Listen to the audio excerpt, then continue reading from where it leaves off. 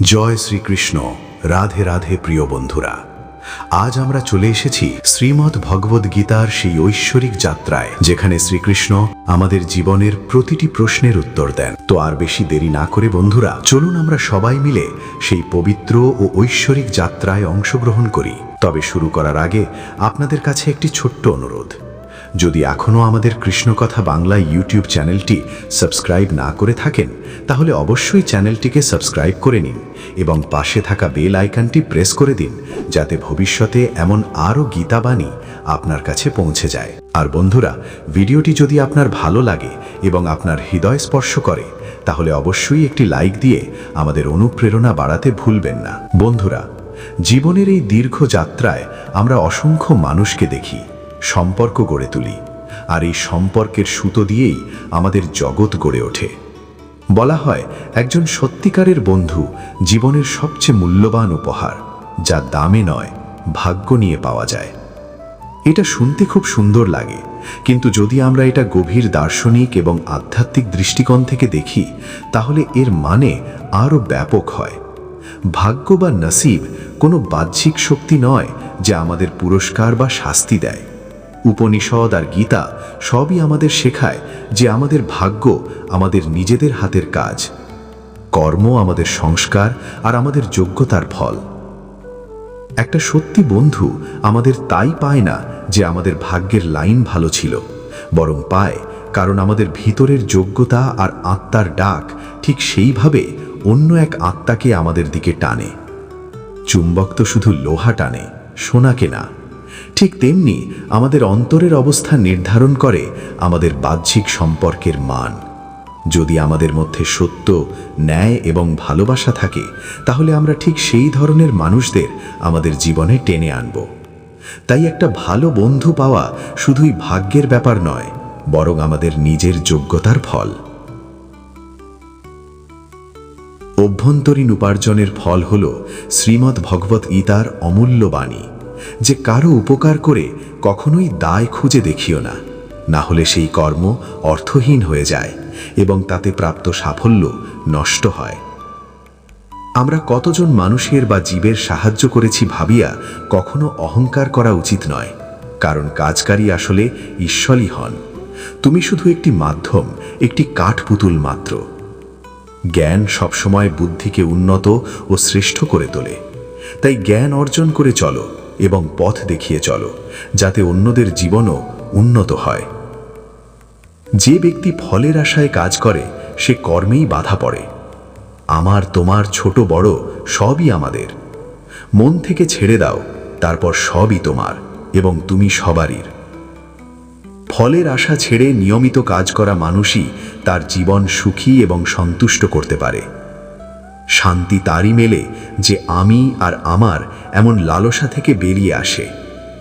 শ্রীমদ্ ভগবদ গীতায় এক অমূল্য কথা আছে, জীবনকে সন্তুষ্টি দিয়ে ভরিয়ে তোলার মানুষই সবসময় সুখী থাকে। মানুষ যা পায় না তার জন্য দুঃখ করা বা শোক করার বদলে ঈশ্বর যা দিয়েছেন তার আনন্দ নিতে হবে। বন্ধুরা, একবারের কথা, একজন মানুষ সমুদ্রের ধারে ঘুরছিল।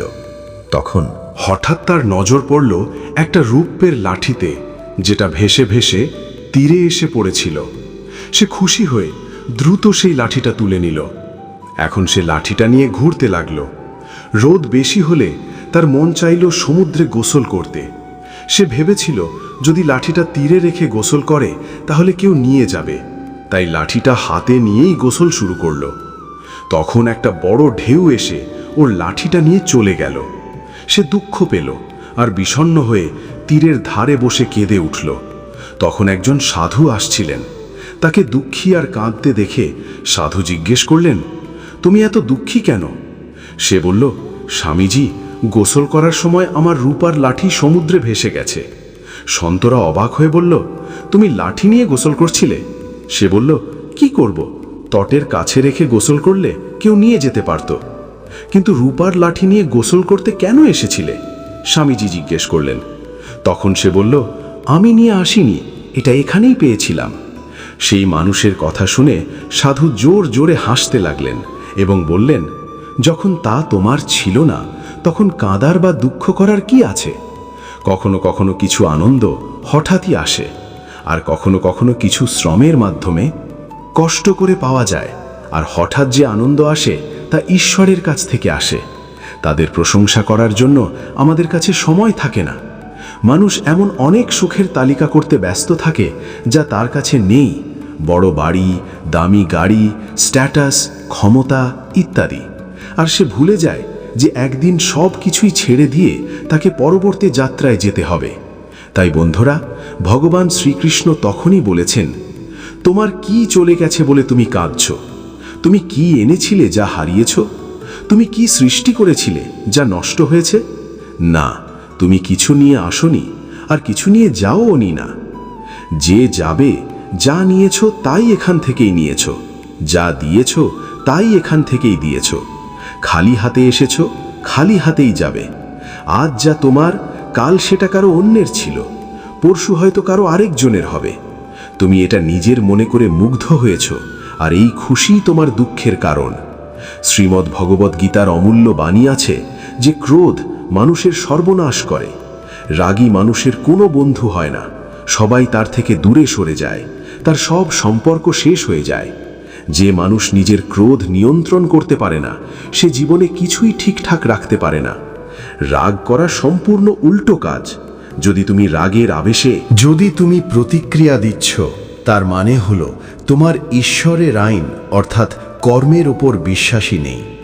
এজন্যই ভগবান কৃষ্ণ বলেন, রাগে মানুষ নিজের বুদ্ধি হারায়, অর্থাৎ সে বোকা হয়ে যায়, যার ফলে তার স্মৃতি বিভ্রান্ত হয়। স্মৃতির ভ্রান্তির কারণে মানুষের বুদ্ধি নষ্ট হয়, আর বুদ্ধি নষ্ট হলে মানুষ নিজেই নিজের ধ্বংস করে ফেলে। শ্রীমদ্ ভগবদ্ গীতার অমূল্য বাণী হল, মানুষকে সুখ আর দুঃখ এই দুই অবস্থাকেই সমভাবেই গ্রহণ করতে হবে।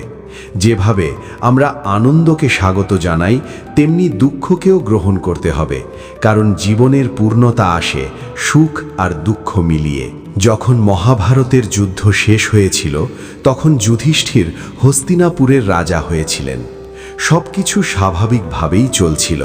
একদিন সেই মুহূর্ত এলো যা কোনো পাণ্ডবই চাইত না। ভগবান শ্রীকৃষ্ণ দ্বারকায় ফিরে যাচ্ছিলেন, আর সব পাণ্ডব দুঃখিত ছিল। শ্রীকৃষ্ণ তাদের শরীরের একটা অংশের মতো, যার থেকে আলাদা হওয়ার ভাবনাই তাদের কাঁপাচ্ছিল। কিন্তু শ্রীকৃষ্ণকে যেতে তো হবেই। কেউ শ্রীকৃষ্ণকে যেতে দিতে চাইছিল না। ভগবান ধীরে ধীরে সবাইকে এক এক করে বিদায় দিচ্ছিলেন। সবাইকে দেখে তারা কিছু না কিছু উপহার দিয়ে এসে শ্রীকৃষ্ণ বিদায় নিলেন। শেষমেশ তারা পাণ্ডবদের মা এবং নিজেদের খালা কুন্তিকে সাক্ষাৎ করলেন। শ্রীকৃষ্ণ কুন্তিকে বললেন, খালা, তুমি আজ পর্যন্ত আমার কাছে নিজের জন্য কিছুই চাওনি। আজ কিছু চেয়ে নাও, আমাকে তোমাকে কিছু দিতে হবে।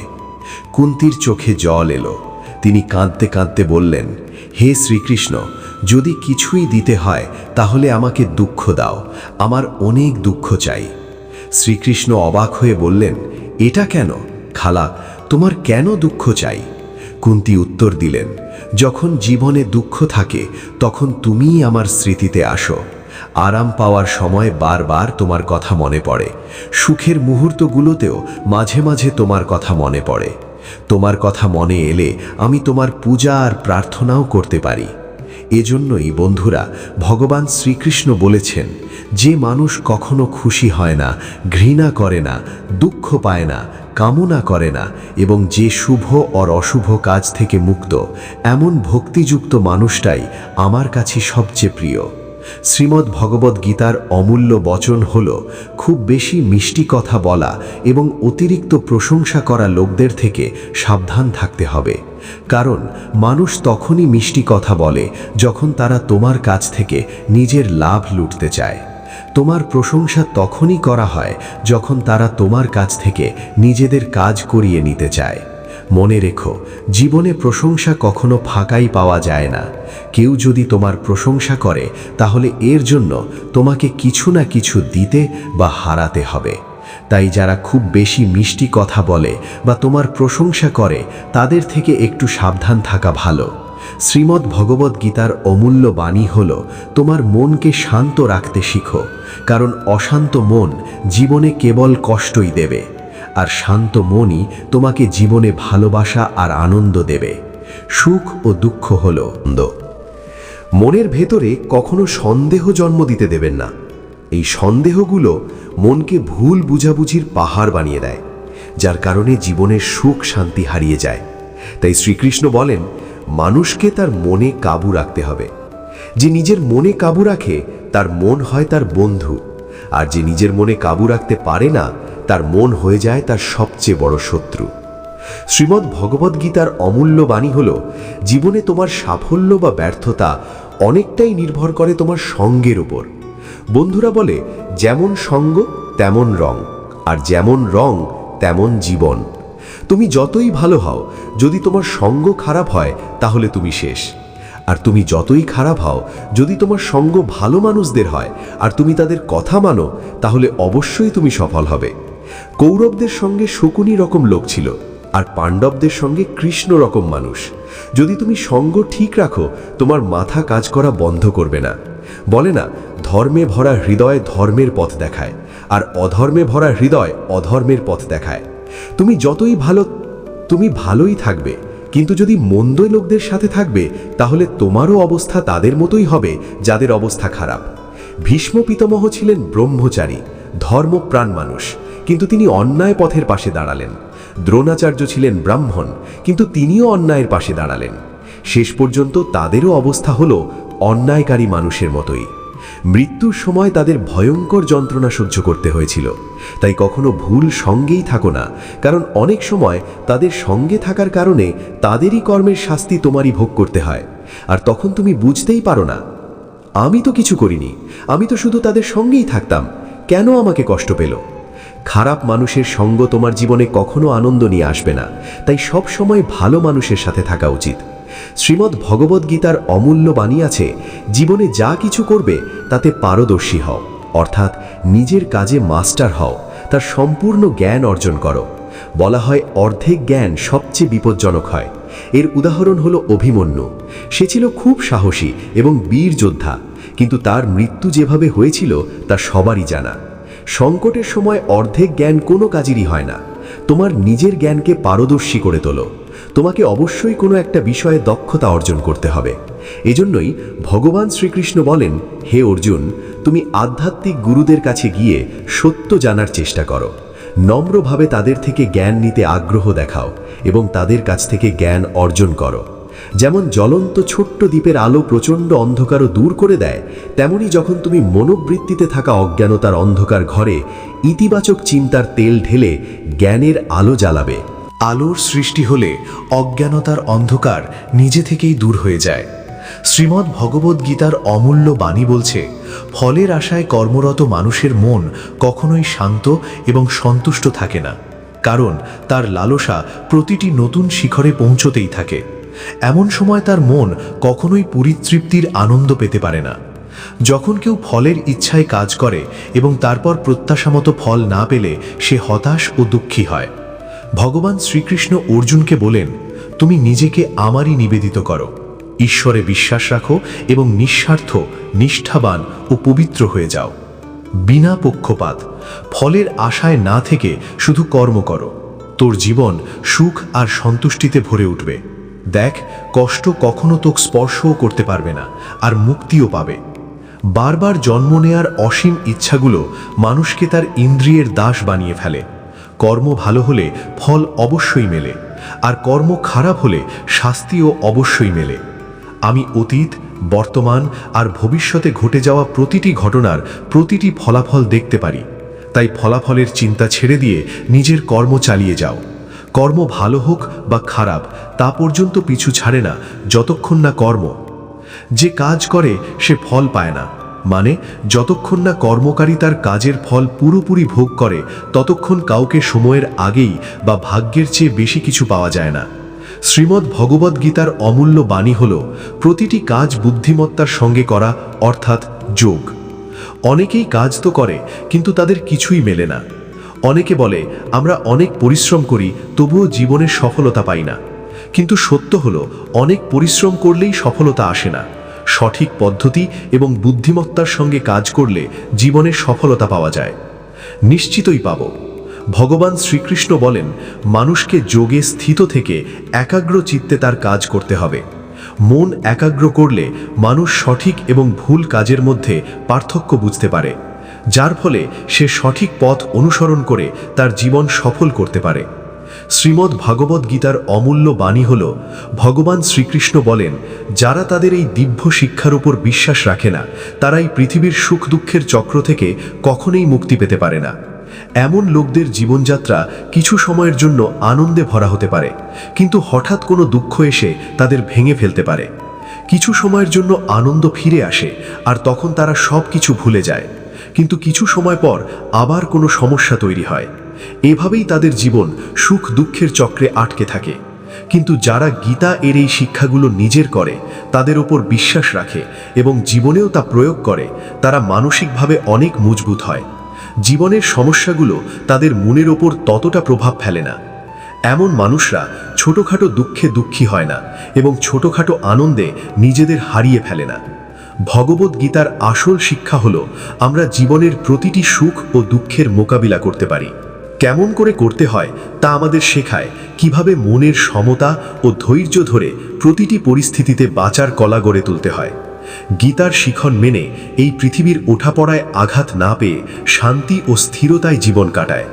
বন্ধুদের বলি, ভাগবত গীতায় শ্রীকৃষ্ণ বলেন, জীবনের একমাত্র উদ্দেশ্য হল পরোপকার ও ভক্তি করা, দরিদ্রদের নিঃস্বার্থ সাহায্য করা।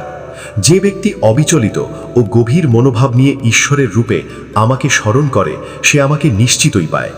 যদি কেউ তোমার সাথে খারাপ আচরণ করে, তবে তুমি তার জন্য চিন্তা করো না, কারণ কর্ম ও সময় তার হিসেব নিকাশ করবে, নিজেই করবে। জীবনে সেই মানুষটাই শান্তিতে থাকতে পারে, যিনি কম হলেও কিছু জিনিসে খুশি থাকেন আর বেশি পাওয়ার লোভ রাখেন না। ভালোবাসা কষ্ট দেয় না, বরং এমন মানুষের প্রতি ভালোবাসা কষ্ট দেয় যিনি তোমার ভালোবাসার কদর করেন না। তাই ভালোবাসা করো শুধু তাদের যারা তোমার ভালোবাসাকে সম্মান করে। যেখানে তুমি বুঝবে তোমার ভালোবাসা বা অনুভূতির কোনো মূল্য নেই, সেখান থেকে দূরে থাকো নিজেকে। তুমি ছেড়ে দাও আগের মতো, মানুষ কষ্ট দেওয়া বন্ধ করবে। মন খারাপ হলেও মুখে ভালোবাসা দেখায় অনেকেই, এটাই তাদের ব্যবসা। বন্ধুদের উপর বিশ্বাস রাখাটা আমাদের জন্য খুব মাসুল দিতে হয়েছে। হিসেব মিলে গেছে, চলা কোনো সমস্যা নেই।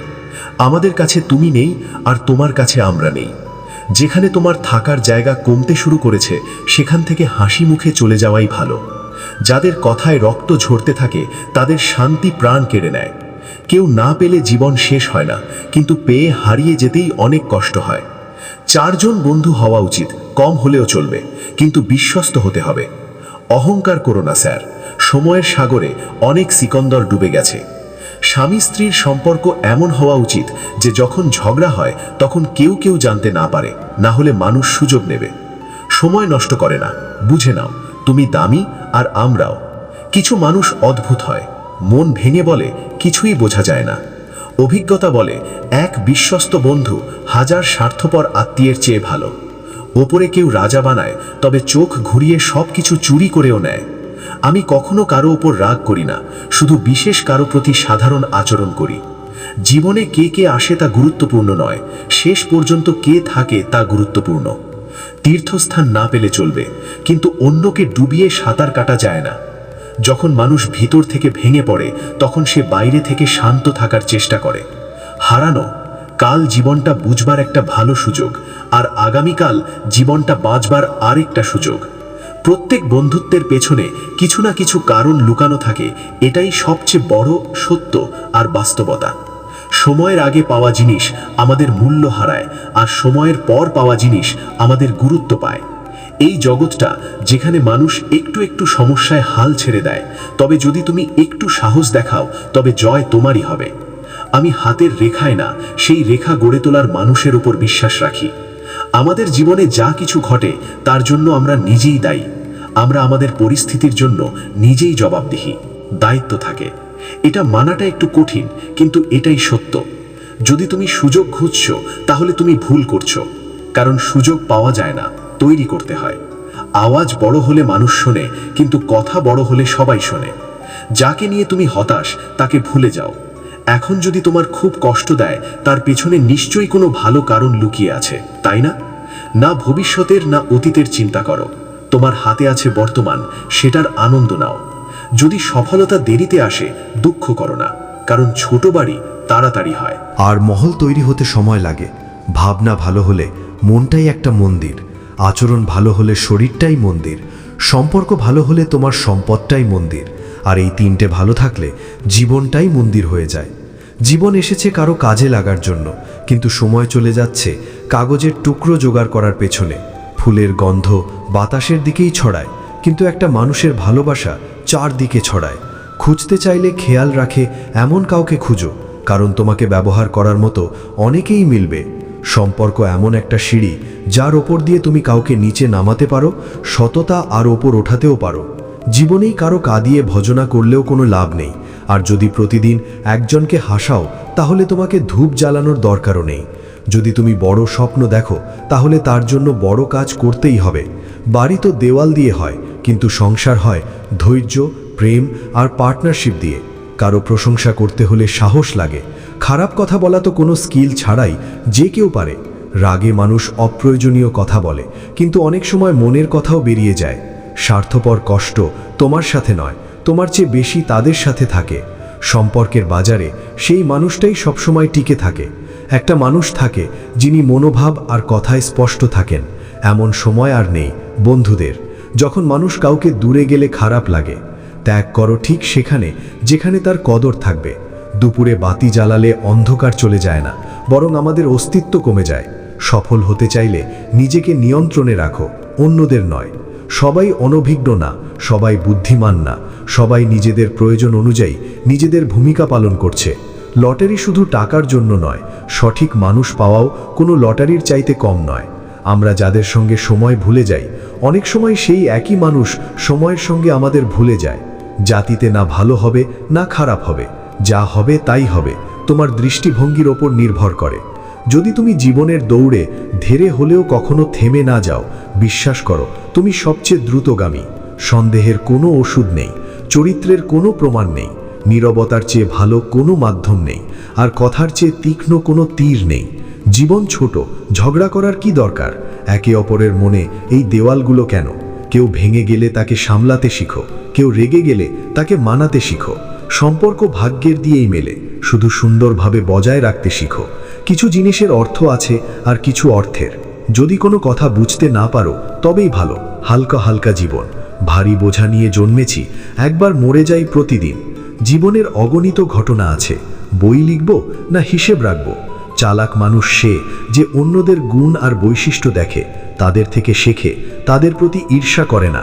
ভান করা সম্পর্কের চাইতে একাকিত্ব বেশি শান্তি দেয়। কারো সরল স্বভাব তার দুর্বলতা নয়। পৃথিবীতে পানির মতো সরল কিছু নেই, কিন্তু তার প্রভাব বড় বড় পাথর পর্যন্ত ভাঙতে পারে। যারা তোমাকে সম্মান দেয় তাদেরই কদর করো। বেশি লাচারিতে সম্মানের দাম পড়ে। জীবনের প্রতিটি সমস্যা ট্রাফিকের লাল বাতির মতো। যদি আমরা একটু ধৈর্য ধরতাম, তো সেই পথটা সবুজ হয়ে উঠত। ধৈর্য ধরো, চেষ্টা করো, সময় বদলাই। যারা সত্যিকারের সম্পর্ক অনুভব করেছে তারা কাঁদে, আর যারা স্বার্থপর সম্পর্ক রাখে তাদের চোখে লজ্জা বা পানি নেই। তোমার পছন্দের মানুষ জীবনভর তোমার সঙ্গে থাকবে, কিন্তু যারা তুমি ভুলতে পারবে না, সেই ভালোবাসা নিশ্চয়ই আমাদেরই।